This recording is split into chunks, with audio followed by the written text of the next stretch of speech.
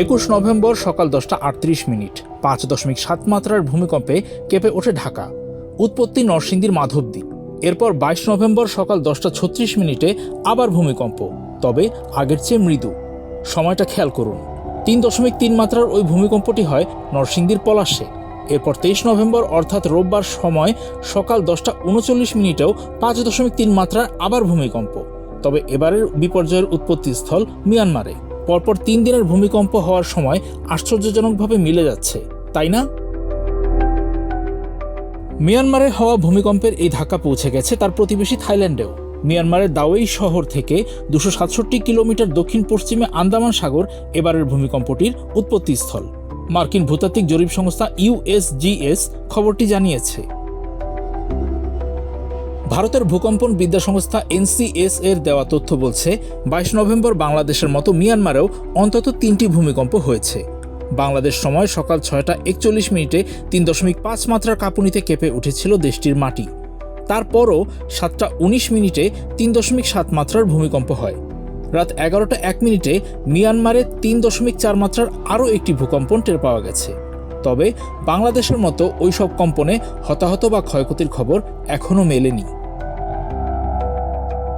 ভয় জাগানো ছোট ছোট এসব ভূমিকম্প কি 21 তারিখের বাংলাদেশের ভূমিকম্পটির আফটার শক? এমনই আশঙ্কা বিশেষজ্ঞদের। তাছাড়া বাংলাদেশ আর মিয়ানমারের ভূমিকম্পকে যে আলাদা করে দেখার সুযোগ নেই তা আমাদের ভৌগোলিক অবস্থান থেকেই স্পষ্ট। ভারত, ইউরেশিয়া ও বার্মা টেকটনিক প্লেটের সংযোগস্থলে অবস্থিত আমাদের দেশ। সাবডাকশন জোনের বিপর্যয়ে এই অঞ্চলের ভূগোলই পাল্টে দিতে পারে। পৃথিবীর যে কোনো সাবডাকশন জোনে এমন বিপর্যয় ডেকে আনতে পারে ভয়াবহ ভূমিকম্প। ভূপৃষ্ঠের ইন্ডিয়ান প্লেট আর ইউরেশিয়ান প্লেটের সংঘর্ষ হচ্ছে উত্তর দিকে। পূর্ব পাশে থাকা বার্মা প্লেটের সঙ্গেও সংঘর্ষ চলছে, যা তৈরি করেছে সাবডাকশন জোন। সেখানে প্রায় 8.2 থেকে 9.2 মাত্রার শক্তি জমেছে। জায়গাটি প্রশান্ত মহাসাগরের রিং অব ফায়ারের মতোই বিপজ্জনক।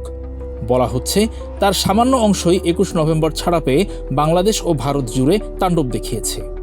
এখন প্রচণ্ড সংঘর্ষে একটি প্লেটের ওপর আরেকটি প্লেট উঠে গেলে কি হবে? তখনই ওই শক্তি পুরোপুরি ছাড়া পাবে, ভয়াবহ কম্পন ডেকে আনবে অবর্ণনীয় ধ্বংসলীলা। বাংলাদেশ সহ আশেপাশের অনেক দেশই তখন দেখবে প্রকৃতির ভয়াবহতা। বিপদ কি কাছে চলে এসেছে? কলম্বিয়া বিশ্ববিদ্যালয়ের এক গবেষণায় গঙ্গা ও ব্রহ্মপুত্র অববাহিকায় একটি ফল্ট শনাক্ত করা হয়েছে। ওই ভৌগোলিক পরিস্থিতি বাংলাদেশে 9 মাত্রার ভূমিকম্প ডেকে আনতে পারে বলে আশঙ্কা। আর গত 3 দিনের পরিস্থিতির ধারাবাহিকতায় আগামী 1 সপ্তাহে আরও 20টি ভূমিকম্প হতে পারে বলে বিশেষজ্ঞরা সংবাদ মাধ্যমকে জানিয়েছেন।